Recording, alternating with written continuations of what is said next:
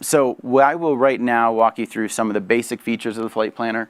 So here is just kind of setting up a simple flight plan.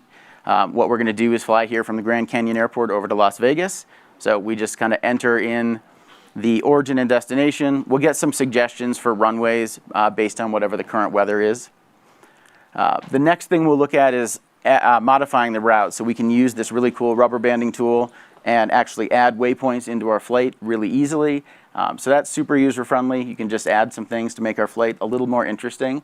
So that's super fun. The next thing is we're flying into Las Vegas. That's a big airport. So we want to get a little information. We kind of want to brief ourselves about what's going on, just like a real pilot would.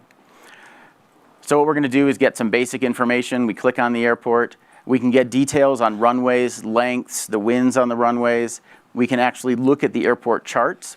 So this is a detailed chart of the airport, and we can look at all the procedures, right? So this is super helpful when you're planning a flight. You want to make sure you're choosing procedures that line up with your flight plan. So we can do that as well. And of course, we can look at the weather.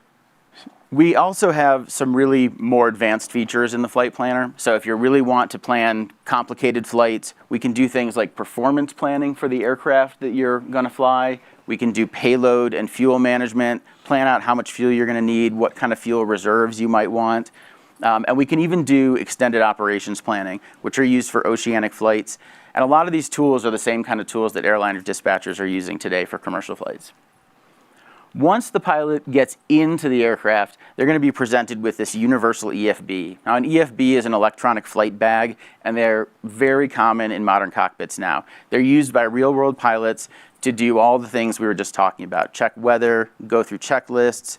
And so what we've done is created this EFB environment that helps you with the flight planning process. But one of the things we're showing here is that you can also directly transfer your flight plan that you've pre-planned right into the avionics.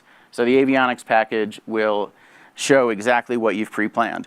And if you modify your route either through your EFB or through your avionics during flight, you can transfer that back and forth. And this reflects technology that exists in real-world cockpits today. Okay, so we can't talk about simulating real-world aviation operations in the piloting experience without talking about planes and avionics. All right, so we need to talk a little bit about that. Avionics are the screens and instruments that are in front of pilots that show them all about how to navigate the plane, how to manage the systems, and we're also talking about the complex logic that exists behind the scenes that run all those systems for the different aircraft. As an example of that, here's the GNS 530. This is a really simple GPS navigator used in a lot of light aircraft. But what you're seeing on the screen right now is something we simulated to make sure we've got this best experience possible. We're actually simulating all the GPS satellites in space. And we're able to use that information in the avionics to identify which satellites we're getting signals from. And depending on where we are on the globe, it's going to impact what kind of navigational capabilities we have. So this is the kind of detail that we put into these avionics. In addition to the GNS, we've got a handful of other Garmin units that we're simulating in great detail. We've got, of course, the G1000 NXI, we've got the G3X Touch, and we've got the G3000. You're going to find these in planes from smaller planes like the Cessna 172 or the X-Cub, up to more complex aircraft like the Cirrus Vision Jet or the Cessna Citation Longitude. Another one of my favorites, this is the Collins Proline 21. You're going to find this in business class aircraft like the King Air, the Citation CJ4, and there are a few others that use this kind of system. New for Flight Simulator 2024, we've got the Honeywell Primus Epic 2. This is a very new glass cockpit system. It's in a lot of high-end business aircraft as well as some smaller regional aircraft. So you'll see this in like the Pilatus PC-12, Pilatus PC-24.